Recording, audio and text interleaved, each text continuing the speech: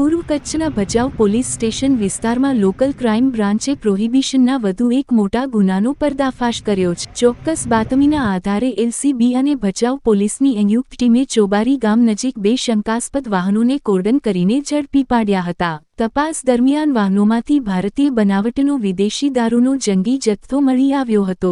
આ કાર્યવાહીમાં કુલ 15 લાખ રૂપિયા 21,000થી વધુનો મુદ્દામાલ, જેમાં વિદેશી દારૂ, 2 કાર અને મોબાઈલ ફોનનો સમાવેશ થાય છે, તે જપ્ત કરવામાં આવ્યો છે। પોલીસે 4 આરોપીઓની ધરપકડ કરી છે, જ્યારે મુખ્ય સૂત્રધાર સહિત 4 આરોપીઓને વોન્ટેડ જાહેર કરીને તેમની શોધખોળ શરૂ કરવામાં આવી છે। પોલીસ મહાનિરીક્ષક ચિરાગ કોડિયા અને પૂર્વ કચ્છ પોલીસ અધિક્ષક સાગર બાગમારના માર્ગદર્શન હેઠળ પોલીસ ઇન્સ્પેક્ટર જે.એમ. વાળા અને એલસીબીની ટીમે આ સફળ કાર્યવાહી હાથ ધરી હતી। સમગ્ર મામલે ભચાઉ પોલીસ સ્ટેશનમાં પ્રોહિબિશન એક્ટ હેઠળ ગુનો નોંધી વધુ તપાસ શરૂ કરવામાં આવી છે।